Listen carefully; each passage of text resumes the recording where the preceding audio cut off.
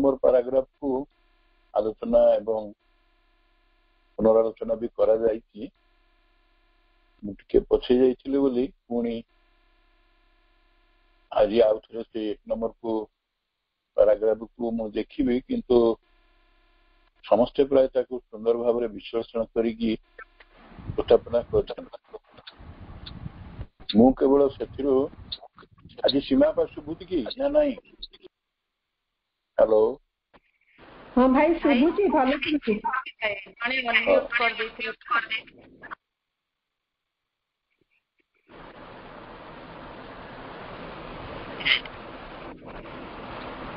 आमे मु केवल ये जो पैराग्राफ रो केते गुडी शब्द तारि ऊपर स्ट्रेस देवी कारण आपातत सबुडी को सुंदर भाव विश्लेषण है आमे गत थर जो आलोचना करथिले मंगलवार दिन करथिबी एई पैराग्राफ 1 रो सेकंड सेंटेंस पर्यंत मु जाइथिली थर्ड सेंटेंस आरंभ करथिली सेकंड सेंटेंस रे खाली मन पके दोची आमे कोन करथिले तार दृष्टि होची सकल वस्तु रे आम भितरे भी समस्त भितरे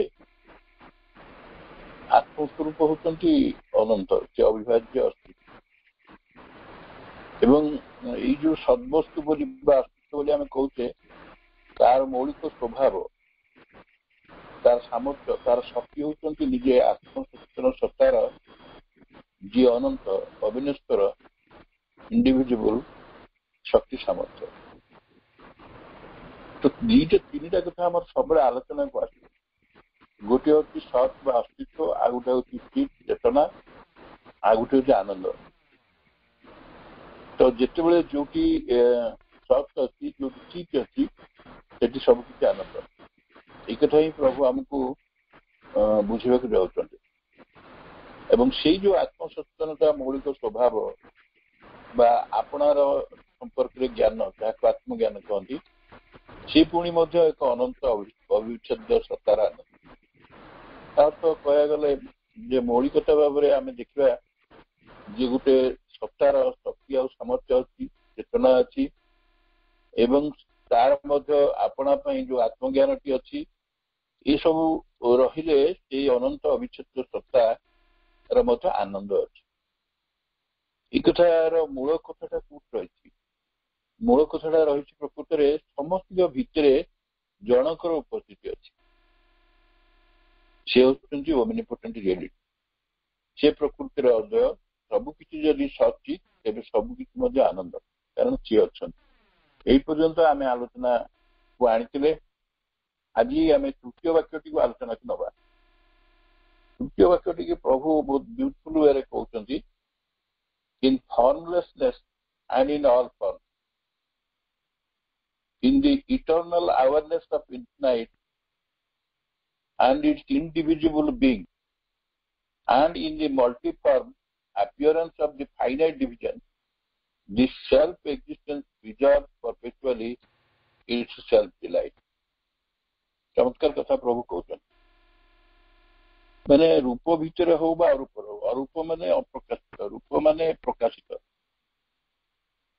इन the eternal awareness of infinite ये प्रकाशित बा अप्रकाशित भितर हो शाश्वत सचेतनता भितर हो अनंतर बा अखंड अविभाज्य सत्ता भितर हो सी तार फॉर्म न थाउ बा मल्टीफॉर्म होता बा in the multiform appearances of the finite division जिते आमे बहुरूप को नबा बहुरूप प्रतिभात हम एवं से आम ससीम विभाजन करा अर्थ हूँ से वैचित्र प्रकाश हो यही डिविजन टी हूँ वैचित्र कारण तेणु से प्रभु कहते जो सेल्फ एक्जिस्टेंस सी प्रिजर्व करता तार संग्रहित करे परपेचुअली इट्स सेल्फ डिलाइट तार आत्मानंद को परपेचुअली प्रिजर्व करके रखे स्वरूपानंद को सदा संग्रहित कर रखे ये जो गोटे गोटे शब्द अच्छी अन्य गुड़िक तो सब समस्त एक्सप्लेन कर शुणी ये गोटे गोटे शब्द प्रिजर्व कर रखा सेल्फ एक्जिस्टेंस स्वयंभू सत्ता ସଦା ସଂରକ୍ଷିତ କରି ରଖିଛି। ସେ ସସୀମ ଭାବରେ ବିଭାଜ୍ୟ ହଉ ବା ସେ ଅବିଭାଜ୍ୟ ହଉ ଅବିଚ୍ଛେଦ୍ୟ ହଉ ସତ୍ତାରେ ହଉ, ତେଣୁ ସେ ରୂପରେ ହଉ ବା ରୂପରେ ହଉ, କେମିତି ସେ ଯେତେବେଳେ ଡିଭିଜନ ହଉଛି କେମିତି ସେ ନିଜକୁ ପ୍ରିଜର୍ଭ କରି ରଖୁଛି, এইটা হচ্ছে ইম্পর্টান্ট জিনিস। এই ডিভিଜনটা କରିବା ଦ୍ୱାରା ଯୋଉ ମଲ୍ଟିଫର୍ମଟା ଆମେ ଦେଖୁଛେ ତାର ଯୋଉ ପ୍ରତିଭାତ ହଉଛି ପ୍ରାତିଭାସିକ ଜଗତରେ, ସେଠି ସବୁ ଭିନ୍ନ ଭିନ୍ନ ରୂପରେ ସବୁ ଜାଣୁଛେ ଆମେ ଜଗତରେ କଣ କଣ ସବୁ ଇଏ ହଉଛି ପୁରୁଷ, ଇଏ ନାରୀ, ଇଏ ଅମୁକ ଗଛ, ଇଏ ଫୁଲ, ବିଭିନ୍ନ ଇଏ ହଉଛି ଯେତେ ବସ୍ତୁ ସବୁ ଯାକ ଏଇ ସବୁ ଭିନ୍ନ ଭିନ୍ନ ବସ୍ତୁରେ ସେ ଆମେ ପ୍ରକାଶିତ ହଉଛି ଏବଂ ତାକୁ ଆମେ ଚିହ୍ନୁଛୁ ଏଇଥିପାଇଁ ଏଇଭଳି ଚିହ୍ନୁଛୁ ବାହ୍ୟତଃ ଆମେ ଜାଣୁଛୁ ଏ ବସ୍ତୁଟି ହଉଛି ଏଇଆ। କିନ୍ତୁ ସେ କହୁଛନ୍ତି ଯୋଉ ଡିଭିଜନ ହେଇଗଲା ଯେ କିନ୍ତୁ ତାଙ୍କର ଯୋଉ ସେଲ୍ଫ ଏକ୍ଜିଷ୍ଟେନ୍ସଟା ସେ ତାର ସ୍ୱୟଂଭୂ ସତ୍ତା, ସେ এইটা হচ্ছে ইম্পর্টান্ট শব্দ এটি। যে স্বয়ম্ভূ সত্তাটি କଣ କରୁଛି ନା ନିଜର ସ୍ୱରୂପାନନ୍ଦକୁ ସଂରକ୍ଷିତ ରଖୁ। ଆମେ ଆଗରୁ ଜାଣିଲୁ ଯୋଉଠି ଶକ୍ତି ଯୋଉଠି ଅସ୍ତିତ୍ୱ ଅଛି, ସତ୍ ଅଛି, ଚିତ୍ ଅଛି, ସେଠି ଆନନ୍ଦ ଅଛି। ଆମେ ଆଲୋଚନା କଲେ ଏଇ ଯୋଉ ଦ୍ୱିତୀୟ ବାକ୍ୟରେ ଏବେ ଆମେ ପ୍ରକାଶ କଲେ ତାକୁ ସେ ପ୍ରିଜର୍ଭ କେମିତି କରୁଛି। ପ୍ରିଜର୍ଭ କରୁଛି କେମିତି, ସେ ତାର ନିଜ ବାଟରେ ପ୍ରିଜର୍ଭ କରୁଛି। ନିଜ ବାଟରେ କେମିତି ନା ମନେକର ଗତକାଲି ବୋଧେ କହୁଥିଲି ମାଛଟା ଯଦି ପାଣିରେ ରହିବ ସେ ଆନନ୍ଦ ପାଇବ, କିନ୍ତୁ ଚଢେଇଟା ମୁକ୍ତ ଆକାଶରେ ଉଡ଼ିଲେ ସେ ଆନନ୍ଦ ପାଇବ। ଏଇଟା ତାର ନିଜ ବାଟ। ଆମେ ସମସ୍ତଙ୍କୁ ଗୋଟିଏ ରୂପାୟନ ଭିତରେ ବା ଗୋଟିଏ ସ୍ଥିତିରେ ବା ଗୋଟିଏ ଅବସ୍ଥିତିରେ ତାକୁ ରଖିପାରିବା। ସେମିତି ଧର ମନେକର ଗୋଟେ ଛେଳି, ସିଏ ଘାସ ଖାଇଲେ ଆନନ୍ଦ ପାଇବ, କିନ୍ତୁ ମଣିଷ ମାନେ ତ ମାଂସାଶୀ ନା, ସେମାନେ ଭେଜ ବି ଖାଇବେ ନନଭେଜ ବି ଖାଇବେ। ବିଶେଷ କରି ନନଭେଜ ଖାଇଲେ ସେମାନେ ଆନନ୍ଦ ପାଇବେ। ତ କିଏ କୋଉ ବାଟରେ ଆନନ୍ଦକୁ ଖୋଜୁଛି, ନିଜକୁ ପ୍ରିଜର୍ଭ କରି ରଖୁଛି, এইটা ହଉଛି ଗୋଟେ ତାର ସ୍ୱୟଂଭୂ ସତ୍ତାର ଲକ୍ଷଣ। ସେଇଟା ଆମେ ବେଳେବେଳେ ଭାବୁଛୁ ଯିଏ ମଦ ଖାଉଛି, ସିଗାରେଟ ଖାଉଛି, କି ଯୋଉ ସବୁ ନାର୍କୋଟିକ୍ସ ବ୍ୟବହାର କରୁଛି, ବିଭିନ୍ନ ପ୍ରକାର ସବୁ ଆଜିକାଲି ନିଶା ବ୍ୟବହାର କରୁଛି, ସିଏ ବି ଆନନ୍ଦରେ ରହୁଛି। ତାକୁ ପଚାରିଲେ ତୁ କଣ ପାଇଁ କରୁଛୁ ବୋଲେ ସେ କହିବ ମୁଁ ଆନନ୍ଦ ପାଇଁ କରୁଛି। ହୁଏତ ସେ ବିକୃତ ଆନନ୍ଦ, ଯଥାର୍ଥ ଆନନ୍ଦ ନ ହେଇପାରେ, କିନ୍ତୁ ସିଏ ତା ବାଟରେ ତାର ରଖୁଛି, ସଂରକ୍ଷଣ କରି ରଖୁଛି ଏବଂ ତାକୁ ସେଟା ଭଲ ଲାଗୁଛି। ତ ଏଇ କଥାଟା କାରଣ କାହିଁକି ନା ତାର ମୂଳ କାରଣଟା ପ୍ରଭୁ କହିବୁ ତା ପରବର୍ତ୍ତୀ ସମୟରେ କହୁଛନ୍ତି ଯେ ଅସଲ ଜିନିଷଟା ଯିଏ ବୁଝୁ ବା ନ ବୁଝୁ, ଇଭିନ୍ ଜଣେ ଲୋକ ଯଦି ଅନ୍ୟ ଜଣଙ୍କୁ ହତ୍ୟା କରୁଛି ତାକୁ ଯଦି କୁହାଯାଉଛି ଯେ ଏଇଟା ଗୋଟେ ଏମିତି କାର୍ଯ୍ୟ, ନାରକୀୟ କାର୍ଯ୍ୟ, ଅମାନସିକ କାର୍ଯ୍ୟ କାହିଁକି କରୁଛୁ, କଣ ପାଉଛୁ ସେଥିରୁ? ନା ମୁଁ ବି ଆନନ୍ଦ ପାଉଛି। ନା କେମିତି? ନା ମୋ ପାଖରେ ପଇସା ପତ୍ର ନାହିଁ, ମତେ ଯଦି କିଏ ପଇସା ଦେଲା ଆମକୁ ମାରିଦେ, ତତେ 2 ଲକ୍ଷ ଦିଆହବ, ପଇସା ଆଣି ମୋ ଜୀବନଟାକୁ ସେଇ ବାଟରେ ମୁଁ ରହୁଛି।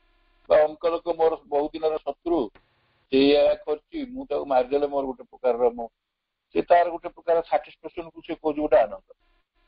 ଆଉ ସେଇଟା ନିଶ୍ଚିତ ବିକୃତି, ଏଇଟା ଗୋଟେ ବିକୃତି ନୋ ଡାଉଟ୍। କିନ୍ତୁ ତା ଦୃଷ୍ଟିକୋଣରୁ ଦେଖିଲେ ସିଏ ସେଇ ଦୃଷ୍ଟିକୋଣରୁ ସେ ଆନନ୍ଦ ପାଉଛି। ତାପରେ ବାକ୍ୟରେ ପ୍ରଭୁ କହୁଛନ୍ତି as in the apparent inconscience of matter, our soul growing out of its bondage of its own superficial habit and particular mode of self-conscious existence discovers, କଣ ସେ ଡିସ୍କଭର କରୁଛି? ମଣିଷ ଏଇଠି ପ୍ରଭୁ କହୁଛନ୍ତି ଯେ ଆତ୍ମା, ଆମର ସମସ୍ତଙ୍କ ଭିତରେ ଆତ୍ମା ଅଛି। ସିଏ ଆତ୍ମାଟି ସେ କହୁଛନ୍ତି ଯେମିତିକି ଗୋଟେ ବିଶ୍ୱ ଜଡ ତା ଭିତରେ ଅଚେତନତାକୁ ରଖିଛି, ନିଶ୍ଚେତନାକୁ ରଖିଛି, ସେଟାକୁ ଆମକୁ ପ୍ରତୀୟମାନ ହଉଛି। ଆମେ ତାକୁ ଉପଲବ୍ଧି କରିନୁ, କିନ୍ତୁ ଆମକୁ ପ୍ରତୀୟମାନ ହଉଛି ଯେ ଜଡଟା ନିଶ୍ଚେତନ, ତା ଭିତରେ କିଛି ଚେତନା ନାହିଁ, କାରଣ ସେ ତା ଭିତରେ ବାନ୍ଧି ହେଇକି ରହିଛି, ଇମ୍ବିଡେଡ୍ ହେଇକି ରହିଛି। ସେମିତି ଆମର ଯୋଉ ଆତ୍ମା, ସିଏ ତାର ବଣ୍ଡେଜରୁ କଣ କରୁଛି ନା growing out of the bandage.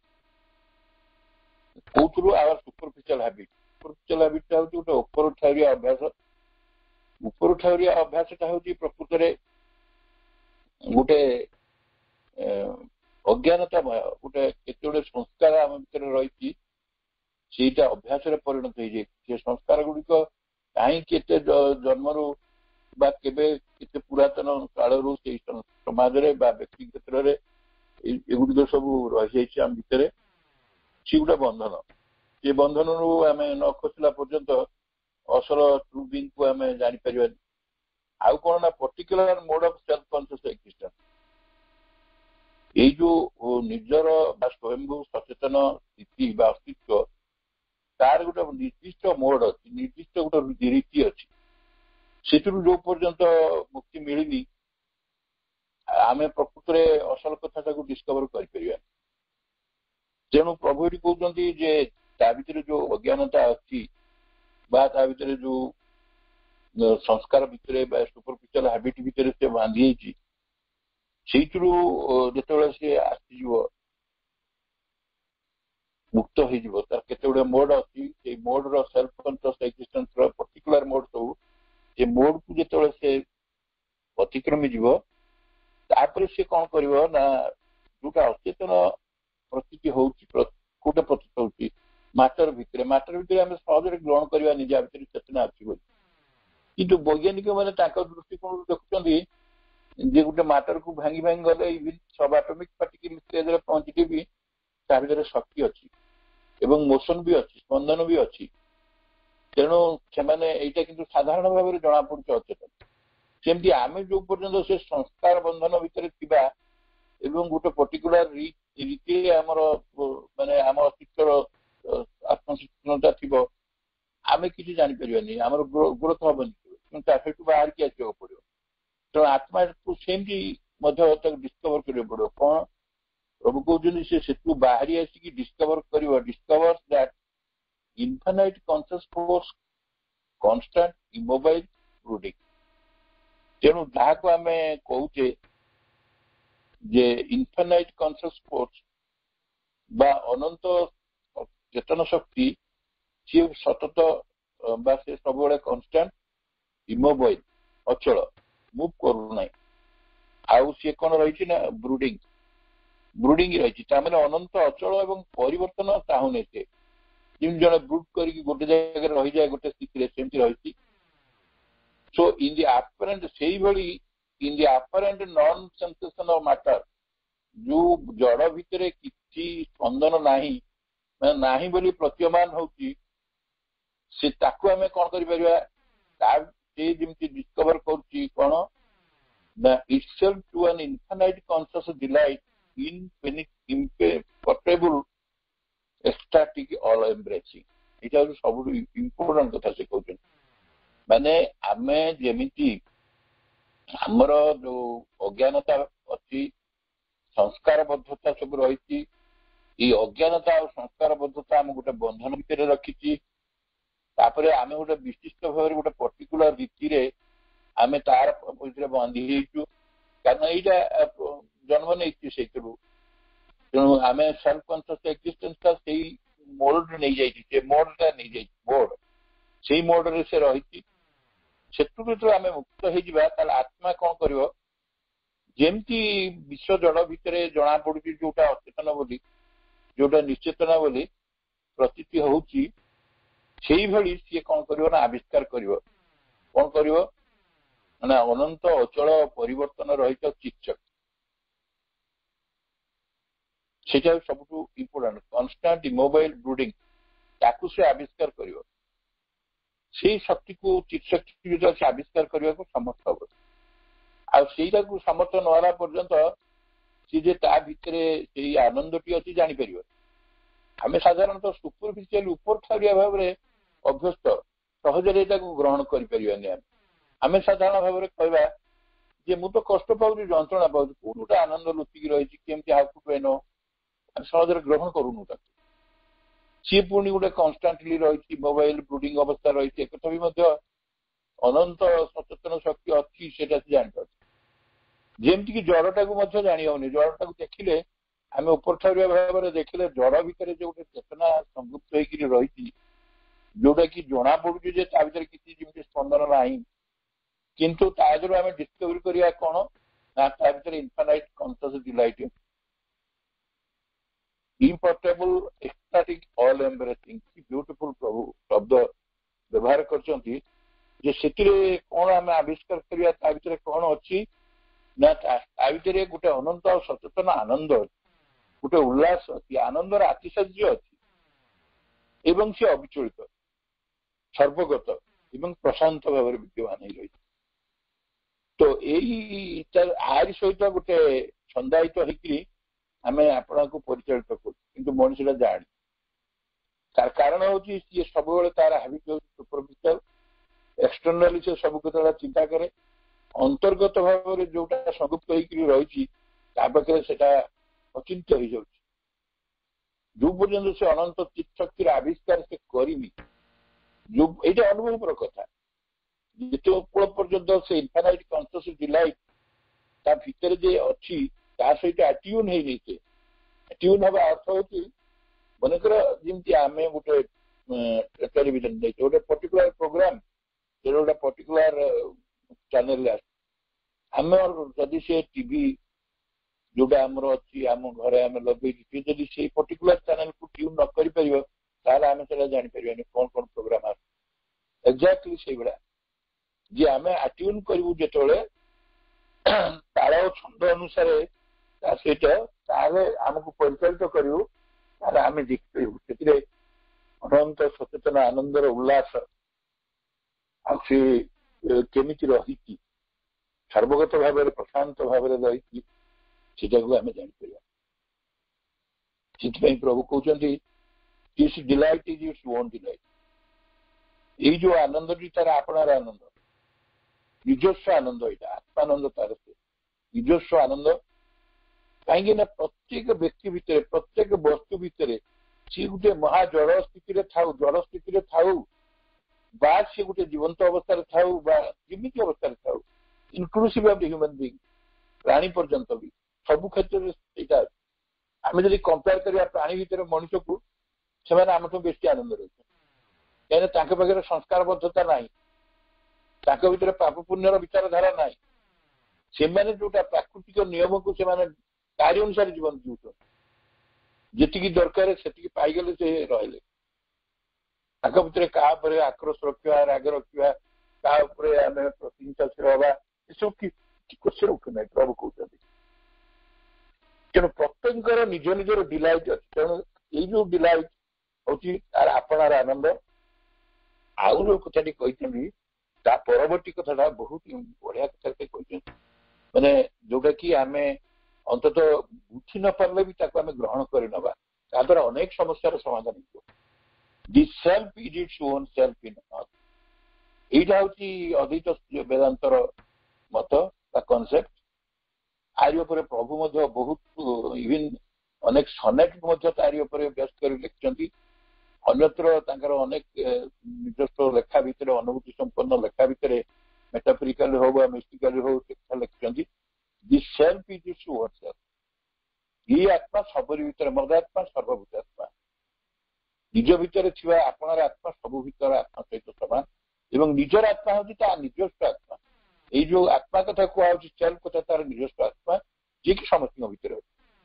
ଶ୍ରୀଅରବିନ୍ଦଙ୍କର ଗୋଟେ, ଯୋଉମାନେ ପଢିଛନ୍ତି ଶ୍ରୀଅରବିନ୍ଦଙ୍କର କବିତା ପ୍ରେମୀ ବା ସନେଟ୍ ପ୍ରେମୀ, ଗୋଟେ ସନେଟ୍ରେ ଅଛି, ଯଦି କେବେ ସୁବିଧା ପାଇବ ପଢିବେ, ୱାନ୍ ସେଲ୍ଫ। ମୁଁ ଦିଟା ଲାଇନ୍, ଚାରିଟା ଲାଇନ୍ କହିବି, ବ୍ୟୁଟିଫୁଲ୍ ଲାଇନ୍, ମୁଁ ତାକୁ ଆନାଲିସିସ୍ କରୁନାହିଁ, ଟାଇମ୍ ସାପେକ୍ଷ, ସମୟ ସାପେକ୍ଷ। The hater knows not it is himself he hates. The lover knows not it is himself he loves. ଏଇଟାକୁ ଆମେ ଖାଲି ଜଷ୍ଟ ପଢିଦେଇ ଅର୍ଥ ବାହାର କଲେ କେମିତି କଥାଟା ଜାଣି ହବନି କଣ ଏଇଟା ସବୁ କାହିଁ ଏମିତି ଲେଖୁଛନ୍ତି। ଯିଏ ଘୃଣା କରେ ସେ ଜାଣିନି ଯେ ଘୃଣା ସେ ନିଜକୁ କରୁଛି। ସେମିତି ଯିଏ ଭଲ ପାଏ, ପ୍ରେମିକ ଜଣେ ଜାଣିନି ଯେ ତା ପ୍ରେମଟା ହଉଛି ତାର ଆତ୍ମ ପ୍ରତି, ତା ନିଜକୁ ହିଁ ସେ ନିଜ ପ୍ରେମ କରୁଛି। ତା ଅର୍ଥ କଣ? ତା ଅର୍ଥଟା ଆହୁରି ଗୋଟେ ବ୍ୟୁଟିଫୁଲ୍ ଲାଇନ୍ ତାପରେ କହୁଛନ୍ତି, my rival's downfall is my own disgrace. I look on my enemy and see Krishna's face. ମାନେ ମୁଁ ଯାହାକୁ ଶତ୍ରୁ ବୋଲି ଭାବୁଛି ତାର ପରାଜୟ ପ୍ରକୃତିରେ ତାର ନୁହେଁ, ସେଟା ହଉଛି ମୋର ସ୍କଳନ। ତେଣୁ ମୁଁ ଯେତେବେଳେ ସେ କାହିଁକି ନା ସେ କହୁଛନ୍ତି, ମୁଁ ଯେତେବେଳେ ସେ ଶତ୍ରୁକୁ ଚାହୁଁଛି, ସେ ଶତ୍ରୁର ଯୋଉ ଫେସ୍ଟା ସେ ହଉଛି କୃଷ୍ଣଙ୍କର ଫେସ୍, ଆଉ ସିଏ ମୋରି ଫେସ୍, ମୋରି ମୁହଁ ଭଳି ଦିଶୁଛି। ତାହେଲେ କଣ? ତାହେଲେ ପରାଜୟଟା କାହାର, ମୋର ନା ତାର? କିଏ ଆଉ ଶତ୍ରୁ ସଂସାରରେ? ଏଇ ବାକ୍ୟଟି ଏତେ ପାୱାରଫୁଲ ଆଉ ଏଇଟା ବି ପ୍ରକୃତରେ ଆରି ଉପରେ ଆମେ ମନନ କରିବାର ଅଛି, କନସେନଟ୍ରେସନ ଏକାଗ୍ର ହବାର ଅଛି ଏବଂ ପ୍ରଭୁ ବହୁତ ଜାଗା ତାଙ୍କ ନିଜ ଜୀବନରେ ସେଇଟାକୁ ସେ ଏକ୍ସପିରିଏନ୍ସ କରିଛନ୍ତି। ସେଥିପାଇଁ ସେଇ କବିତାଟା ପଢିବେ, ଆପଣ ଦେଖିବେ ସେ ବ୍ୟୁଟିଫୁଲ ହେଇଛି। ମୁଁ ସବୁ କହିପାରୁନି ଏଠି ଏବେ, ଟାଇମ ନାହିଁ। ସେ କହୁଛନ୍ତି Krishna and Shiva one, only one. ମୁଁ ଏବଂ ଅନ୍ୟ ଜଣେ ମଧ୍ୟ ମୋର ଆତ୍ମା ସର୍ବଭୂତାତ୍ମା ମାନେ କଣ, ଏଇ ଯୋଉ ସେଲ୍ଫଟା ସିଏ ହଉଛି ଓନ୍ ସେଲ୍ଫ ଏବଂ ସେ ସବୁଥିରେ ଅଛି ଇନ ଅଲ୍। ଏଇଭଳି ଗୋଟେ କଥା ଯେତେବେଳେ ସେ ଏକ୍ସପ୍ରେସ କରିଦେଇଛନ୍ତି, ସେଥିରେ ନା ମଣିଷ ଅନ୍ୟ କାହାକୁ ଘୃଣା କରିପାରିବ, ନା ମଣିଷ କହିବ ଯେ ମୋର ସେ ପ୍ରିୟ ନୁହେଁ ଅପ୍ରିୟ, ବା ସିଏ ତାର ପରାଜୟ ତାକୁ ଖୁସି ଦେଇପାରିବ, କାହାର ପରାଜୟ ସେ ନିଜର ପରାଜୟ। କାରଣ ଯେତେବେଳେ ସେ ଯାହାକୁ ଶତ୍ରୁ ବୋଲି ଭାବୁଛି ତା ମୁହଁକୁ ଚାହିଁଦେଲେ ଦେଖିବ ଯେ ତା ମୁହଁର ପ୍ରିଫେକ୍ସନ ଆଜ ଏ କ୍ରିଷ୍ଟିଆନ ଫେଥ୍। ଏଇଭଳି ଗୋଟେ କଥା ପ୍ରଭୁ ଏଇଟା ହଉଛି ଗୋଟେ ଆମେ ଆକୁ ଆମେ ଅଣ୍ଡରଲାଇନ୍ କରି ରଖିବା। ଏଇଟା ହଉଛି ୱାନ୍ ଅଫ୍ ଦି ମାନେ greatest solution of the problem. Delight of ଏକ୍ଜିଷ୍ଟେନ୍ସର ସବୁଠୁ ଗୋଟେ ମାନେ ବଡ ସମସ୍ୟାକୁ ସମାଧାନ କରିବା ଏଇଟା ହଉଛି ଗୋଟିଏ ଆପ୍ତ ବାକ୍ୟ। ବଟ୍ କଣ ଅସୁବିଧା ହଉଛି କଣ, ଆମେ ସାଙ୍ଗେ ପ୍ରଶ୍ନ ଆସିବ, but to our ordinary view of self and things which awakes and move only upon surfaces, it remains hidden, profound, substance. ଯେହେତୁ ଆମେ ସେ ଚେତନାକୁ ଯାଇନୁ, ଏଇଟା ପ୍ରଭୁ କହିଲେ, ଏଇଟା ନ୍ୟାୟ ସତ୍ୟ। କିନ୍ତୁ ଆମେ କଣ କହୁଛେ ବସ୍ତୁ ସମ୍ବନ୍ଧରେ, ଆତ୍ମା ସମ୍ବନ୍ଧରେ ଆମର ଯୋଉ ସାଧାରଣ ଦୃଷ୍ଟି ରହିଛି, ଉପର ଠାଉରିଆ ଅର୍ଡିନାରୀ ଭ୍ୟୁ ରହିଛି, ସାଧାରଣ ଦୃଷ୍ଟିକୋଣରେ ନିତ୍ୟ ନୈମିତିକ ସାଧାରଣ ଦୃଷ୍ଟିକୋଣ। ତେଣୁ ଏଇ ଦୃଷ୍ଟିକୋଣ ଭିତରେ ଆମେ ଥିଲେ ଏଇ କଥାଟାକୁ ଆମେ ୟାର ଗୁରୁତ୍ୱ ବୁଝିପାରିବାନି, ୟାର ସତ୍ୟ ଜାଣିପାରିବାନି। ତେଣୁ ଆମର ଯୋଉଟା ଆୟତ କରୁଛି, ଆମ ଭିତରେ ଯୋଉଟା ମୁଭ୍ କରୁଛି, ଯୋଉଟାକୁ ନେଇକି ଆମେ ମନ୍ତବ୍ୟ ଦଉଛେ ବା ଆମ ଭିତରେ ଗୋଟେ ଜାଗୃତି ଆସୁଛି, ସେଟା ପୁରା ଉପର ଠାଉରିଆ, ପୁରା ସର୍ଫେସ୍, ଉପରି ଭାଗରେ। ଆଉ ଉପରି ଭାଗରେ ଆପଣ ମାନେ ଜାଣିଛନ୍ତି ଆମେ ଯୋଉ ବାହ୍ୟ ମନ ପ୍ରାଣ ଶରୀର ନେଇକି ଆମ ସତ୍ୟଟି ତିଆରି ହେଇଛି, ସିଏ ଅସଲ ସତ୍ୟଟି ଅନ୍ତର୍ଗତ ସତ୍ୟଟିକୁ ଜାଣିପାରିବ। କୋଉଠି ରହିଛି ସିଏ? ଇଟ୍ ରିମେନ୍ସ ହିଡେନ୍, ପ୍ରୋଫାଉଣ୍ଡ, ସବକନ୍ସିୟସ୍। ଆମ ଭିତରେ ସବନିର୍ମଳ ଠାରୁ ଆରମ୍ଭ କରିକି ସବକନ୍ସିୟସ୍ ପର୍ଯ୍ୟନ୍ତ, ମୂଳାଧାର ପର୍ଯ୍ୟନ୍ତ ଭିନ୍ନ ଭିନ୍ନ ସ୍ଥିତିରେ ଆମର ଅନ୍ତରତମ ସତ୍ତା ପର୍ଯ୍ୟନ୍ତକୁ କ୍ରସ୍ କରି ଆହୁରି ତଳକୁ, ମାନେ ଲୋଅର ଭାଇଟାଲ ତଳକୁ ଯୋଉଠି ସବକନ୍ସିୟସ୍ ଅଛି, ଏଇଗୁଡିକ ସବୁ ସେଇ ସବୁ ଜାଗାରେ ସବୁ ରହିଯାଇଛନ୍ତି। କାରଣ ଆମେ ତାକୁ ଉଦ୍ଘାଟନ କରିନୁ, କିନ୍ତୁ ସେମାନେ ତ ଯିବେନି, ଗୋଟେ ସଂସ୍ଥା ଭିତରେ ଅଛନ୍ତି। ତେଣୁ ପ୍ରଭୁ କହୁଛନ୍ତି ଆମେ ସେଟା ବାହ୍ୟକୁ ଜାଣିପାରୁନୁ, ନୀତିଦିନିଆ ଯୋଉ ସାଧାରଣ ଭାବରେ ଗୋଟେ ଜିନିଷକୁ ଯେମିତି ଉପର ଠାରିବା ବିଚାରୁଛୁ, ତାକୁ ଶୁଣିଲେ ଆମେ ହସିକି ଉଡି ଦଉଛୁ। କଣ ଏମିତି ଗୋଟେ ଅଛି, ଆମେ କାହିଁକି ଅନ୍ୟ ଜଣଙ୍କ ଆତ୍ମାକୁ ମୋରି ଆତ୍ମାର ତା ଆତ୍ମା ସେୟା ଭାବିବି, ତାପରେ ରାଗ ରଖିବିନି, ତାକୁ ଘୃଣା କରିବିନି, ତାକୁ ଭଲ ପାଏ, ତାକୁ ଘୃଣା କରୁଛି ମାନେ ମୋ ନିଜକୁ ଘୃଣା କରୁଛି, ଏସବୁ କଥା କାହିଁକି ନେବି ମୁଁ? ସେଟା କାରଣ ମୋ ଭିତରେ ଆସୁନି ସେ କଥା। ସେଠୁ ସେ କାହିଁକି ନା ସିଏ କୋଉଠି ରହିଛି, ସର୍ଫେସରେ ଥିଲେ ତ ପାଇବାନି। ସିଏ ରହୁଛି କୋଉଠି? ହିଡେନ୍ ହେଇକି ରହିଛି, ପ୍ରୋଫାଉଣ୍ଡ ଆଉ ସବକନ୍ସିୟସ୍। ଏ ଗୁପ୍ତ ଭାବରେ ରହିଛି, ଅନ୍ତରତମ ସ୍ଥିତିର ଗଭୀରତା ଭିତରେ ଅବଦ୍ଧ ହେଇକି ରହିଛି, ଆଉ ଅବଚେତନ ରୂପ ନେଇଛି। ଆଉ ଏଗୁଡିକ ଏକ୍ସପ୍ଲୋର ନ ହେଲା ପର୍ଯ୍ୟନ୍ତ, ଏଗୁଡିକ ଅନୁଭୂତି ନ ଆସିଲା ପର୍ଯ୍ୟନ୍ତ, ଜଣେ ସେ ଅନ୍ତରତମ ତାର ଯୋଉ ସତ୍ତା ସହିତ ସେ କନେକ୍ଟେଡ ନ ହେବା ପର୍ଯ୍ୟନ୍ତ, ଉପରି ଭାଗରେ ତାର ଯୋଉ ମନ ପ୍ରାଣ ଶରୀର, ତା ଦ୍ୱାରା ସେ କେବେ ଏଇ କନସେପ୍ଟକୁ ସେ ଗ୍ରହଣ କରିପାରିବ। ତାକୁ ନେଇପାରେ, ହଁ ପ୍ରଭୁ କହିଛନ୍ତି ବୋଲି ମାନେ ଖାଲି ସେ ବାକ୍ୟ ଟିକେ ମନେ ରଖିବ, ଦରକାର ହେଲେ କୋଉଠି ଯାଇ ଭାଷଣ ଆକାରରେ କହିଦେଇ ପାରିବ, କିନ୍ତୁ ସେ ଅନୁଭୂତ ହୁଏନି। ଏଇ ଦୁଇଟି ଯାକ, ଏଇ ଯୋଉ ଡିଲାଇଟ୍ ହଉଛି ନିଜର ଡିଲାଇଟ୍, ଆଉ ନିଜର ଯୋଉ ସତ୍ତାଟି ହଉଛି ତାର ସମସ୍ତଙ୍କ ଭିତରେ ସବୁ ସତ୍ତା। ଏଇ ହଉଛି ଅଦ୍ୱୈତ ବେଦାନ୍ତର ଦର୍ଶନ, ଯୋଉଟାକୁ ପ୍ରଭୁ ଏଠି ଉଦ୍ଧାର କରିଛନ୍ତି। ତାପରେ ଆହୁରି ତାକୁ କ୍ଲିୟର କରିବାକୁ ପ୍ରଭୁ କହୁଛନ୍ତି, and as it is within all form। ଆଗରୁ କହିଦେଲେ ସିଏ ଫର୍ମ ନ ହଉ ବା ନ ହଉ, ଫର୍ମଲେସ୍ ହଉ ବା ଫର୍ମ ହଉ, ସବୁଥିରେ ସେ ଇଟର୍ନାଲ ଆୱାରନେସ୍ ଅଫ୍ ଇନଫିନାଇଟ୍ ଏମାନଙ୍କର ସବୁ କିଛି ଅଛି। ସତ୍ ଅଛି, ତାର ଚେତନା ଅଛି, ଏକ୍ଜିଷ୍ଟେନ୍ସ ଅଛି, ଫର୍ମ ମାନେ ତାର ଏକ୍ଜିଷ୍ଟେନ୍ସ ଅଛି ଏବଂ ଆନନ୍ଦ ବି ରହିଛି।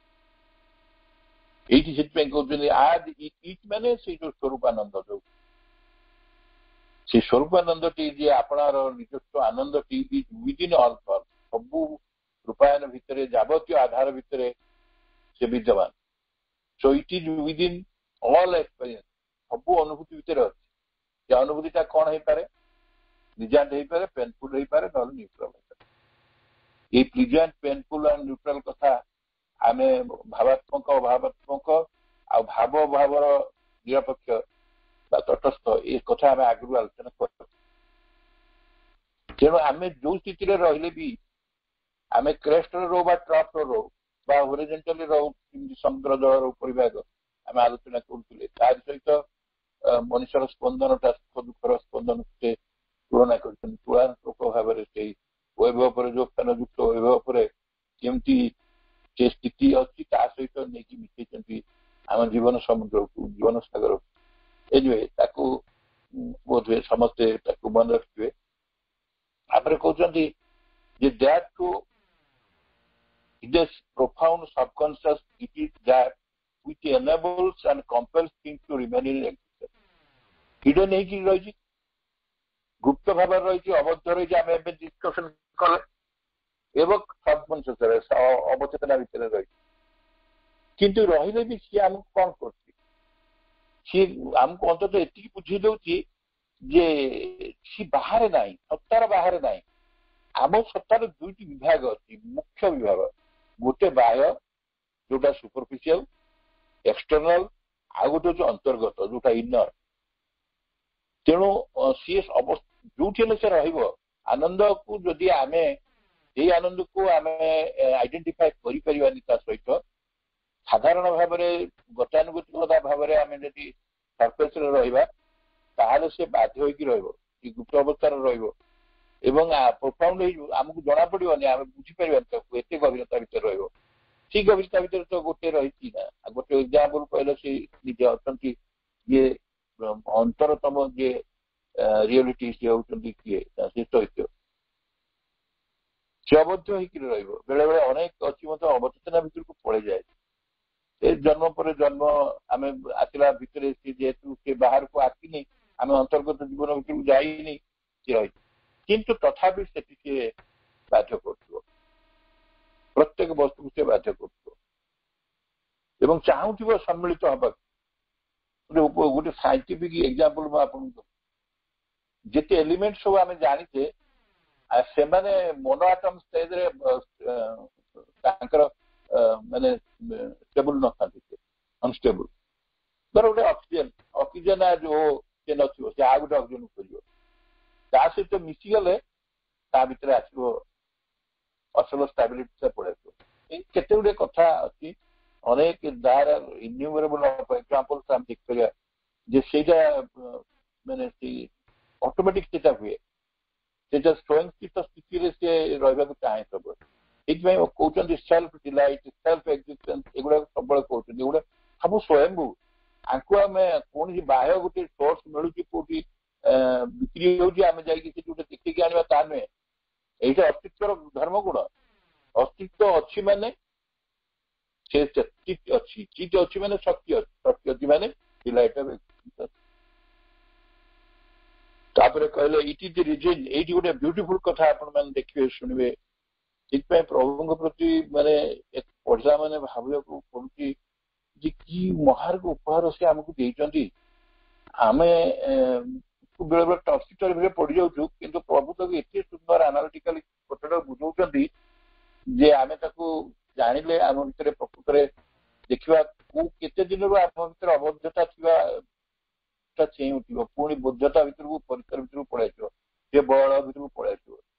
ଏଠି କହୁଛନ୍ତି it is the reason of that clinging to the existence. ଇଏ କଣ? ସିଏ କହୁଛନ୍ତି ସିଏ ଏଇଟା ତାର ନେଚର କଣ, ତାର କାରଣଟା କଣ ନା ସେ କ୍ଲିଙ୍ଗ କରିବ ଟୁ ଦି ଏକ୍ଜିଷ୍ଟେନ୍ସ। ଅସ୍ତିତ୍ୱକୁ ସେ ଜାବୁଡିକି ଧରିବ, ସହଜରେ ଛାଡିବନି। ଏଇଟା ହଉଛି ତାର ମାନେ ଏଇଟା ହଉଛି ତାର କାରଣ, ଅସ୍ତିତ୍ୱର କାରଣ।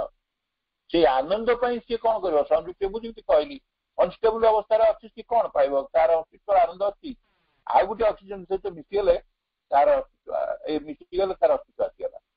କିନ୍ତୁ ଅନେକ ବସ୍ତୁ ତ ଏଠି ସେ କହୁଛନ୍ତି clinging to existence that over mastering will to be, ସେତେବେଳେ ତାର ଗୋଟେ ଆସିବ ଏଇଥିରୁ ତାର ଯେତେବେଳେ ସଂଯୁକ୍ତ ହେଇଯିବ ସେ ଆପଣା ସତ୍ତାରେ ସେ ରହିବାର ଇଚ୍ଛା କଣ୍ଟିନ୍ୟୁ କରିବା, ଓଭର ମାଷ୍ଟରିଂ ଆସିଯିବ, ୱିଲ୍ ଟୁ ବି ହେଉଥିବାର ଇଚ୍ଛା, ଗୋଟେ ଫର୍ମେସନର ଇଚ୍ଛା, ତାର ଅସ୍ତିତ୍ୱର ଇଚ୍ଛା, ନିଜ ସତ୍ତାରେ ସେ କେମିତି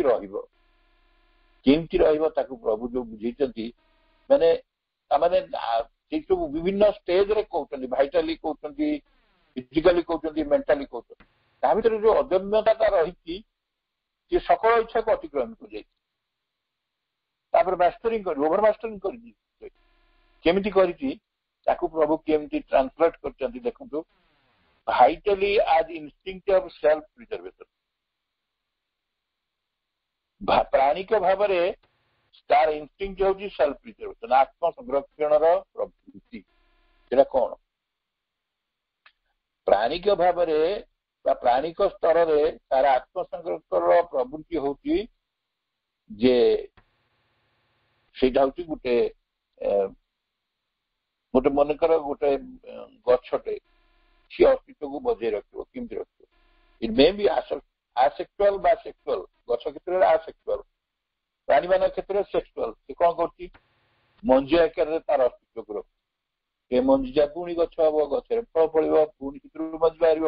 ଏଇଭଳି ସିଏ ଚାହୁଁଛି, ସିଏ ତାର ଅସ୍ତିତ୍ୱଟାକୁ ପ୍ରିଜର୍ଭ କରିବାକୁ ଚାହୁଁଛି। ଇଟ୍ ଇଜ ଏ ସେଲ୍ଫ ପ୍ରିଜର୍ଭେସନ। ତାକୁ କେହି ଶିଖଉନି। ଆମେ ଭାବୁଛୁ ଆମେ ମଞ୍ଜି ରଖିଛୁ ସଂରକ୍ଷଣ, ସିଏ ଯଦି ମଞ୍ଜି ନଥାନ୍ତା ସେଥିରେ ନ ଫଳିଥାନ୍ତା ଆମେ କୋଉଠି ରଖନ୍ତେ ଆଣିକି? ତେଣୁ ତାର ସେଇ ଯୋଉ ଭାଇଟାଲି ସେ କଣ କରୁଛି ନା ଆତ୍ମସଂରକ୍ଷଣର ମୂଳ ପ୍ରବୃତ୍ତିଟା ସେକ୍ସୁଆଲ ହେଇପାରେ, ଆସେକ୍ସୁଆଲ ହେଇପାରେ। ତ ଗଛ ତା ମଞ୍ଜିକି ରଖୁଛି ଗୋଟେ ମାନେ ଯୋଉଗୁଡିକ ମାମାଲ୍ସ ସେମାନେ ତାଙ୍କର ଛୁଆମାନଙ୍କୁ ରଖୁଛନ୍ତି। ମଣିଷ କଣ ହଉଛି, ତାର ପ୍ରବୃତ୍ତି କଣ କହିଲେ? କାହିଁକି ସେ ଇନଷ୍ଟିଙ୍କ୍ଟ ଆସୁଛି? ଯାହା ଯାହା ଧନ ସମ୍ପତ୍ତି ସେ ସବୁ କରୁଛି ନା, ଆମେ ଯୋଉ ପଢିଥିବା, ଯୋଉମାନେ ମେଟ୍ରିକରେ ପଢିଥିବେ କେମିତି ସେ ଗୋଟେ ମାନେ ସବୁଠୁ ଜଗନ୍ନାଥ ଗୋଟେ ଚରିତ୍ର ଅଛି ସେଥିରେ, ସିଏ ହଉଛି ସବୁଠୁ ମାଇଜର। ସେ ସବୁ ତାର ସମ୍ପତ୍ତିକି ରଖୁଛି କଣ ପାଇଁ? ସେ ପ୍ରିଜର୍ଭ କରି ରଖୁଛି ଯେ ତାର ନାତିକୁ ଦବ ବୋଲି। ଯୋଉ ଗାଛଟା ଖୋଳିକିରି ସେ ରଖୁଛି, ଦିନେ ଦେଖିଲା ବେଳକୁ ଅନ୍ଧାର ରାତିରେ ସମ୍ପତ୍ତି ନବ କଣ? ତା ନାତିଟା ଶୋଇଛି, ନାତିଟାକୁ ନେଇ ସେଇଥିରେ ପଶୁଛି। ଏଇଟା ଗୋଟେ କାହିଁକି ଦିଆହେଇଛି ନା ମଣିଷର ନିଜକୁ ପ୍ରିଜର୍ଭ କରି ରଖିବାକୁ କୋଉ ଇଏ ପର୍ଯ୍ୟନ୍ତ ସେ ଯାଇପାରେ। ତେଣୁ ସିଏ ଚାହୁଁଛି ମୋର ଛୁଆ, ସେ ମୁଁ ଯାହା ସମ୍ପତ୍ତି ଭୋଗିଛି, ତା ପୁଅ ନାତି, ତାର ନାତି, ତାର ପୁଅ, ତାର ବଂଶଜ, ସେଇମାନେ ତାକୁ ଖର୍ଚ୍ଚ କରିବେ, ତାକୁ ତା ଦ୍ୱାରା ମୋର ଅସ୍ତିତ୍ୱ ସେଠି ପ୍ରିଜର୍ଭ ହେଇକି ରହିଯିବ। ଚଢେଇଟେ, କୁକୁଡ଼ାଟେ ତାର ଅଣ୍ଡା ଦଉଛି, ତା ଭିତରେ ପୁଣି କୁକୁଡ଼ା ଆସୁଛି, କେହି ନିଜେ ନଥାଇପାରେ କିନ୍ତୁ ଅସ୍ତିତ୍ୱଟା ତ ସେଇଠିକି ଟ୍ରାନ୍ସମିଟ୍ କରୁଛି ନା, ପ୍ରିଜର୍ଭେସନକୁ ଯାଉଛି। ଏଇଟା ହଉଛି ଭାଇଟାଲ। କାରଣ ଭାଇଟାଲର ସେଲ୍ଫ ପ୍ରିଜର୍ଭେସନ ତାର ଗୋଟେ ଇନଷ୍ଟିଙ୍କ୍ଟ ଅଛି। So physically as the imperishability of matter, देखिए आमे जेकोनी जो जिनस भांगले कौन आमे काहे दुख करू? It is imperishable. चाहूँ इम्पेरिशेबल हवा को किंतु से ब्रिटेल भांगला कौन दुख है जो जिनसटा जो किणु ग्यारंटी केते वर्ष पचारू केते वर्ष ग्यारंटी अछि? लॉन्जिविटी आरे केते ई आम भीतर से फिजिकली जिनसटा फिजिकली चिंता करे से मैंने भौतिक विश्व स्तर में तार जड़गत गोटे प्रवृत्ति रही जो द्वारा से चाहे सी अक्षय हो न भांगू सी प्रिजर्व करने चाहूँ। जदि से कहला 10 वर्ष ग्यारंटी दे बहुत खुशी जाए मनुष्य कहीं खुशी जाए ना 10 वर्ष पर्यटन रही तार ग्यारंटी 10 इयर्स पर्यटन।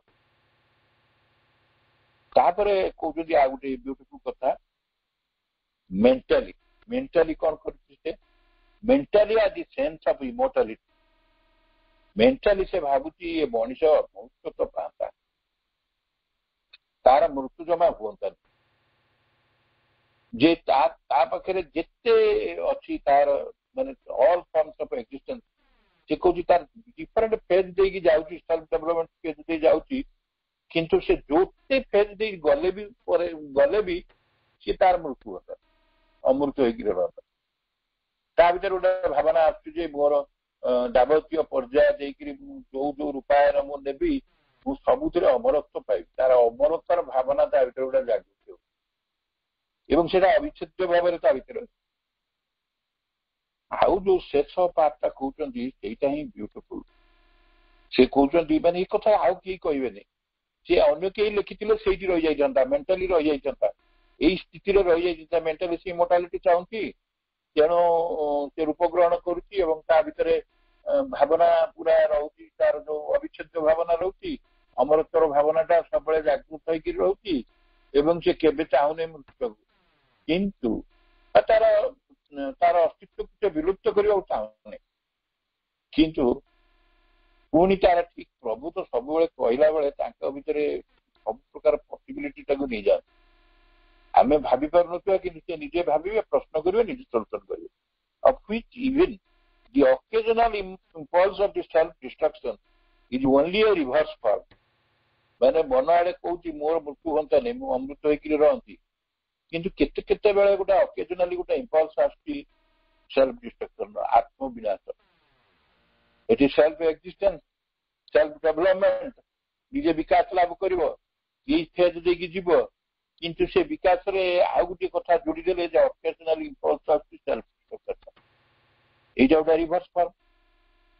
ସବୁଦିନେ ମୁଁ ବଞ୍ଚି ରହିବି, ମୁଁ ନ ବଞ୍ଚନ୍ତି କି ମରିଯାଆନ୍ତି କି, ବେଳେ ବେଳେ ଆମେ କୋଉ ମରିଯାଆନ୍ତି କି, ଏ ଦୁଃଖ କଷ୍ଟ ଭିତରେ ଯାଉଛି, ଏ ଯନ୍ତ୍ରଣା ଭିତରେ କାହିଁକି ମରିଯାଆନ୍ତି କି, ଏଇଟା ଅକେଜନାଲି ଆସିବ। କାହିଁକି ଆସିବ ତାହାର କାରଣ ମଧ୍ୟ ସେ କହିଛନ୍ତି। ସତ୍ତାଟି ଯୋଉ ଅବସ୍ଥାରେ ଅଛି ସେ ରିକଏଲ୍ କରିବା ଆଉ ଗୋଟେ ଅବସ୍ଥାକୁ, ତାର ପ୍ରବୃତ୍ତି ସେଇଟା। ଫର ଏକ୍ସାମ୍ପଲ, ଜଣେ ମନେକର ଶକ୍ତ ବେମାରରେ ଅଛି, ସେ ଜାଣିଛି ଏ ବେମାରରୁ ସେ କେବେ ମୁକ୍ତି ପାଇବନି, ଭଲ ହବନି ଜମା। ତ ଏମିତି ଇଚ୍ଛା ମୃତ୍ୟୁ ପାଇଁ ଆପ୍ଲାଏ କରୁଛନ୍ତି, ତାର ଭଲ ହବନି। ତେଣୁ ସେ କଣ କରିବ, ସେ ଯନ୍ତ୍ରଣା ପାଉଛି, ସେ ମୁଁ ଯନ୍ତ୍ରଣା ଭୋଗିବି, ତା ଭିତରେ ଆସିବ ଅକେଜନାଲି ମୁଁ ମରିଯାଆନ୍ତି, ମୋର ଆତ୍ମ କାହିଁକି ନା ମୁଁ ଆଉ ଗୋଟେ ଫେଜ୍କୁ ଆସିବି ନା। ଏଇ ଯୋଉ ଫେଜ୍ରେ ଯନ୍ତ୍ରଣାଟି ପାଉଛି, ପ୍ରେଜେଣ୍ଟ ଷ୍ଟେଟ୍ ଅଫ୍ ବିଙ୍ଗରୁ ମୋର ରିକଏଲ୍ ହବ, ମୁଁ ଆଉ ଗୋଟେ ଷ୍ଟେଟ୍କୁ ଆସିବି, ଆଉ ଗୋଟେ ସ୍ଥିତି ଆସିବି। ଆଉ ଯୋଉ ସ୍ଥିତିକୁ ମୁଁ ଆସିବି ସେ ସ୍ଥିତିରେ ପୁଣି ମୋର ସେଇ ଅମୃତତ୍ୱର ଯୋଉ ପିପାସାଟି ଅଛି, ଯୋଉ ଆସ୍ପିରାଟି ଅଛି, ସେଟା ପୁଣି ଆସିବ।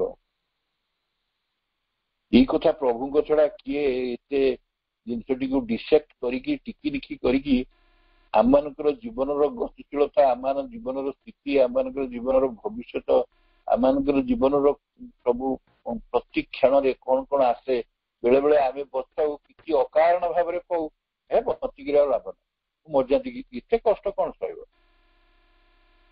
କିନ୍ତୁ ଏଇଟା ଗୋଟେ ଅଜ୍ଞାନତା। ପ୍ରଭୁ କହୁଛନ୍ତି ଅନ୍ୟ ଜାଗାରେ ଏଇଟା ଗୋଟେ ଅଜ୍ଞାନତା, କାହିଁକି ନା ସେ କହୁଛନ୍ତି ଏମିତି ଜାଣିଲେ ଆଶ୍ଚର୍ଯ୍ୟ। ଜଣେ ଜଣେ ଥାଆନ୍ତି, ଇଭିନ୍ ଯୋଉମାନେ ଭୀଷଣ ଅଜ୍ଞାନତାର ଇରିଟେଟ୍ ଭିତରେ ଥାଆନ୍ତି, ସେମାନେ ସୁଇସାଇଡ୍ କରନ୍ତି, କିନ୍ତୁ ଯେତେବେଳେ ସୁଇସାଇଡ୍ର ଅନ୍ତିମ ଅବସ୍ଥା ଆସେ ସେମାନେ ବିକଳ ହୁଅନ୍ତି ବଞ୍ଚିବ।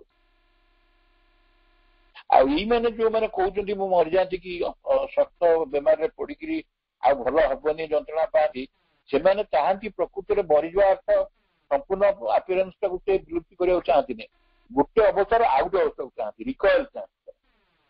କାରଣ ସେ ଅନ୍ୟ ଅବସ୍ଥାଟି ତାଙ୍କୁ ଆଟ୍ରାକ୍ଟ କରେ, କାରଣ ଅସ୍ତିତ୍ୱଟା ସବୁବେଳେ ପ୍ରିଜର୍ଭ ହେଇକି ରହିବାକୁ ଚାହେଁ, ଅସ୍ତିତ୍ୱ କଣ୍ଟିନ୍ୟୁଟି ମେଣ୍ଟେନ୍ କରିବାକୁ ଚାହେଁ। ଏ କଥା କିଏ କହିବ? କାରଣ ଡିଲାଇଟ୍ ତ ନଷ୍ଟ ହବନି ଜମାରୁ, ଇଟ୍ ଇଜ୍ ଏ କଣ୍ଟିନ୍ୟୁଅସ୍। ସେଥିପାଇଁ କହୁଛନ୍ତି ଡିଲାଇଟ୍ ଇଜ୍ ଦି ଏକ୍ଜିଷ୍ଟେନ୍ସ, ଆନନ୍ଦ ହିଁ ଯଥାର୍ଥ ସତ୍ତା। ଆମେ ଏତେ କଥା ଆଲୋଚନା କରିକି ଆସିଲେ ଶେଷରେ କହିଲେ ସେଇ ସତ୍ତାଟି ହଉଛି ଚେତନା, ସେଇ ଚେତନା ଆଉ ଶକ୍ତି ବା ଚିତ୍ ଶକ୍ତି ସେଇ ମଧ୍ୟ ହଉଛି ଅସ୍ତିତ୍ୱ। ତ ଡିଲାଇଟ୍ ଅଫ୍ ଏକ୍ଜିଷ୍ଟେନ୍ସ ସେଇଟା। ଏଇଠି ଆମେ କଥାଟା ବୁଝିପାରିଲେ କାହିଁକି ସେ କହୁଥିଲେ। ଆଉ ଡିଲାଇଟ୍ ହଉଛି ସମସ୍ତ ସୃଷ୍ଟିର ସିକ୍ରେଟ୍। ଯେତେ ଆମେ ଦେଖୁଛେ ଆନନ୍ଦ, ସେ କହୁଛନ୍ତି ସବୁ ସୃଷ୍ଟିର ମୂଳ ରହସ୍ୟ ହଉଛି ସେ ଆନନ୍ଦ। ସବୁଠି ସେ ଆନନ୍ଦ ହିଁ ଆନନ୍ଦ, କୋଉଠି ଦୁଃଖ ନାହିଁ, ଯନ୍ତ୍ରଣା ନାହିଁ।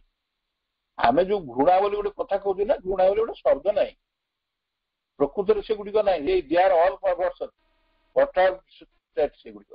ସେଥିପାଇଁ ଶ୍ରୀ ଅରବିନ୍ଦଙ୍କର ଯୋଉମାନେ ପଢୁଛନ୍ତି ଥଟ୍ସ ଆଣ୍ଡ ଆପୋରିଜିମ୍‌ରେ ଓଡ଼ିଶାରେ କହୁଛନ୍ତି to hate a sinner is a sin. ଆମେ ଯାହାକୁ ପାପୀ ବୋଲି କହୁଛେ ତାକୁ ଘୃଣା କରିବା ଗୋଟେ sin. It is as good as hating God. ଈଶ୍ୱରଙ୍କୁ ଘୃଣା କରିବା ସହିତ ସମାନ। ଏବେ ବି ଆମେ କହିଲେ ଆମେ ଯାହାକୁ ମୁଁ କହୁଛି ମୋର ଶତ୍ରୁ ଇଏ ମୋର କ୍ଷତି କରିଛି କରିଛି ତା ପ୍ରତି ଗୋଟେ ବିଦ୍ୱେଷ ଭାବ ନଉଛୁ ଅନେକ ଜଣ ବେଳକୁ ଆରେ ମୁହଁଟା କଣ ଶ୍ରୀକୃଷ୍ଣଙ୍କ ମୁହଁ ଭଳିଆ ଦିଶୁଛି ସେଟା ସମସ୍ତଙ୍କ ପାଇଁ ନୁହେଁ। ତ କାରଣ ଯେହେତୁ ସେ କହୁଛନ୍ତି delight existence delight is the secret of creation and delight is the root of art. ଆମେ ଜୀବନଟା ମୂଳ ଧର୍ମ ହଉଛି ଆମେ ଆନନ୍ଦ, ମୂଳ ସ୍ୱରୂପଟି ହଉଛି ଆନନ୍ଦ।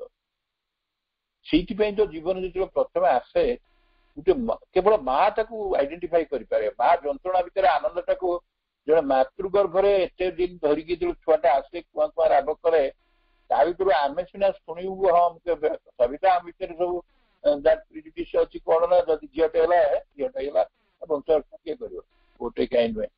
କିନ୍ତୁ ମା ପାଖରେ ସେ କଥା ନାହିଁ। ମା କେବେ ସେ କଥା ଭାବେନି ତାର ଏତେ ଦିନ ଧରିଛି ଯାହା ଯାହା ସବୁ ଯନ୍ତ୍ରଣାଟା ତାର ଆନନ୍ଦରେ କାହିଁକି ତା ଆନନ୍ଦ ତାର ନିହିତ ହେଇକିରି ରହିଛି ଅନ୍ତର୍ନିହିତ ହେଇକିରି ରହିଛି। and delight is the cause of remaining in existence. ଆନନ୍ଦ ଯଦି ନଥାନ୍ତା ଏକ୍ସିଷ୍ଟେନ୍ସ ବି ନଥାନ୍ତା, ଅସ୍ତିତ୍ୱ ନଥାନ୍ତା, ଆଉ ଚେତନା ବୋଲି ଗୋଟେ ଶକ୍ତି ବୋଲି କିଛି ନଥାନ୍ତା। ତେଣୁ ସେ କହୁଛନ୍ତି delight is the cause of remaining in existence and delight is the end of birth and that into which creation is. ଆଉ ଏଇ ଯୋଉ ଆନନ୍ଦଟା ଏକ୍ସିଷ୍ଟେନ୍ସର ଆନନ୍ଦ ଆମେ କହିବା ଗଛଟା କୋଉଠି ଆନନ୍ଦ ପାଉଛି? ଗଛ ତ ନିଜେ କୋଉଠି ଆନନ୍ଦ ପ୍ରକାଶ କରୁନି, ମଣିଷ ସିନା କରୁଛି, ଗଛ କଣ କରିପାରିବ? ଏଇ ଯୋଉ ମାଟି ପାଣି ଆଲୋକ ଏମାନେ ମିଳନ ଆସୁଥିବେ, ଏମାନେ ହେଲେ ତାର ଖାଦ୍ୟ ପ୍ରସ୍ତୁତ ହୁଏ ଏବଂ ସେ ବଢେ ବିକାଶ ଲାଭ କରେ, ପୁଣି ସେଥିରୁ ଫୁଲ ହୁଏ ଫଳ ହୁଏ ପୁଣି ମଞ୍ଜି ଆସେ, ଅସ୍ତିତ୍ୱକୁ ସେ ପ୍ରିଜର୍ଭ କରେ। ଇଏ ଆନନ୍ଦ ଛଡା ଆଉ କଣ? ଏ ପ୍ରକୃତିରେ ଆନନ୍ଦ ଛଡା ଆଉ କଣ? ତେଣୁ ସେଠି ଗୋଟେ ଯୋଉ ଜନ୍ମଟି ଦିଏ ଜନ୍ମଟି ଆସେ ସିଏ ପ୍ରଚ୍ଛନ୍ନ ହେଇକିରି ଥାଏ, ତାପରେ ସିଏ ବି ଆନନ୍ଦ। ତ ଏକ୍ସିଷ୍ଟେନ୍ସରେ ରହିବାଟା ହଉଛି ରହିବାର କାରଣ ହଉଛି ଆନନ୍ଦ। ଆଉ ଶେଷରେ ଯେତେବେଳେ ସେ ବିଲୟ ହଉଛି ସିଏ ବି ଗୋଟେ ଆନନ୍ଦ। କାରଣ ଆମେ ଯୋଉ କଣ କରୁ ମଣିଷ ମରିଗଲେ ସେ ଆତ୍ମା ଶାନ୍ତିରେ let his soul be in rest and peace or rest in peace। ତେଣୁ ସିଏ ଗୋଟେ ଆନନ୍ଦ। ତେଣୁ ସକଳ ଜନ୍ମର ଅବସାନଟା ମଧ୍ୟ ସୃଷ୍ଟିର ଚରମ ବିଶ୍ରାନ୍ତି ସ୍ଥାନ। that which creation is ସେଇ ଜାଗାଟାରେ ସେ ସମ୍ପୂର୍ଣ୍ଣ ଭାବରେ ବିଶ୍ରାନ୍ତି। ସେ କୋଉଠିକି ଯିବ? ଆଉ ଯିବ କୋଉଠିକି? ତାର ଓରିଜିନ ଭିତରକୁ ଯିବ ନା। ସେଥିପାଇଁ ଶବ୍ଦ ଆମେ ବ୍ୟବହାର କରୁ ରେଷ୍ଟ ଇନ୍ ପିସ୍। ସେଥିପାଇଁ ପ୍ରଭୁ ଶେଷରେ କନକ୍ଲୁଡ କଲେ ଯୋଉଟା ଅଲରେଡି ଆମେ ଦର୍ଶନ କରିଛେ ଯେ ଗତ ଚାପ୍ଟରରେ ତୈତରୀୟ ଉପନିଷଦରୁ ସୁକ୍ତ 3 ମନ୍ତ୍ର 6ରେ ସମସ୍ତେ ତାକୁ ମନେ ରଖିଥିବେ, ଦେଖିପାରିବେ ମଧ୍ୟ। from Ananda says Upanishad, ତୈତରୀୟ ଉପନିଷଦ କହୁଛି all existences are born by Ananda, they remain in being and increases to Ananda they depart। ଆନନ୍ଦରୁ ସକଳ ଭୂତର ଜନ୍ମ, ସେମାନେ ଆନନ୍ଦରେ ବଞ୍ଚିଛନ୍ତି, ଗ୍ରୋ ବି କରୁଛନ୍ତି। ସେ ଆନନ୍ଦ ପାଇଁ ଗ୍ରୋ କରୁଛନ୍ତି, ବଢୁଛନ୍ତି, ଗୋଟିଏ ପରେ ଗୋଟିଏ ଷ୍ଟେଜକୁ ଫେଜକୁ ପାର ହେଇକିରି ଯାଉଛନ୍ତି। ଯେମିତି ଉଦାହରଣ ଦେଲି, ସେ ବେମାରରେ ପଡିଥିଲେ ବି ଜାଣୁଛି ବଞ୍ଚିବିନି, ତଥାପି ସେ କହୁଛି ମୁଁ ଶୀଘ୍ର ମରିଯାନ୍ତି କି କାହିଁକି ଆଉ ଗୋଟେ ଷ୍ଟେଜକୁ ଯିବ ସେ, ଆଉ ଯୋଉ ଷ୍ଟେଜରେ ସେ ଅନୁଭବ କରିପାରିବ। ଏଠି ସେ ଅନୁଭବ କରିପାରୁନି କାରଣ ତା ଭିତରେ ସେ ନକାରାତ୍ମକ ଭାବଟା ରହୁଛି ଯେ ନା ମୁଁ ଆଉ ବଞ୍ଚିବିନି। ତେଣୁ ଯନ୍ତ୍ରଣା ଭିତରେ ସିଏ ଡିପ୍ରେସ୍ଡ ହେଇଯାଉଛି ପୁରା। ତ by Anand they remain in being and increase, ତାର ବୃଦ୍ଧି ପ୍ରାପ୍ତ ହଉଛି, ବିକାଶ ହଉଛି, ବଢୁଛି ସେ, and finally to Anand they depart। ଶେଷରେ ସେ ଆନନ୍ଦ ଭିତରକୁ ହିଁ ସେ ପ୍ରସ୍ଥାନ କରେ। ଏଇଠି ଗୋଟେ ପ୍ରଶ୍ନ ଆସିବ, ସେ ଆନନ୍ଦରୁ ସୃଷ୍ଟି କଲେ, ଆନନ୍ଦକୁ ଲୁଚେଇକି ରଖିଲେ ମୋ ସତ୍ତା ଭିତରେ, ପୁଣି ଭିତରେ ଭିତରେ ସେ ବଢିଲା, ପୁଣି ଶେଷରେ ଦେଖିଲା ବେଳକୁ ତାକୁ ନେଇଗଲେ। କିନ୍ତୁ ଇଟ୍ ଇଜ ଏ କଣ୍ଟିନ୍ୟୁଅସ୍ ପ୍ରୋସେସ୍, କୁଆଡେ ନଷ୍ଟ ହୁଏ। ଆମର ଯୋଉ ଧାରଣା ଅଛି ଜୀବନଟା ହଉଛି ଜନ୍ମରୁ ମୃତ୍ୟୁ ପର୍ଯ୍ୟନ୍ତ ଆମ ଦୃଷ୍ଟିରୁ ଗୋଟେ ଅବଧି, ତା ନୁହେଁ। ଇଟ୍ is a continuous flow of the consciousness and at every moment it gives the delight। ସେ କୁଆଡେ ଯାଇନି, ସେଇ ଡିଲାଇଟ ର ଫ୍ଲୋ, ସେଇଟା ଆନନ୍ଦର ଫ୍ଲୋ। ଆଉ ଇଏ ଫ୍ଲୋଟାକୁ ଯିଏ ଦେଖୁଛି, ଯିଏ ଆନନ୍ଦିତ ହଉଛି, ସିଏ ଆମରି ଭିତରେ ଅଛି, ସବୁରି ଭିତରେ ଅଛି, ସମଗ୍ର ବିଶ୍ୱ ଭିତରେ ଅଛି, ବିଶ୍ୱ ଶୂନ୍ୟତାରେ ବି ଅଛି। ସେ ଅଦ୍ୱୟ, ସେ ପୁଣି ଏକ ଏବଂ ମଲ୍ଟିପଲ୍। ବନ୍ଦେ ମାତରମ୍।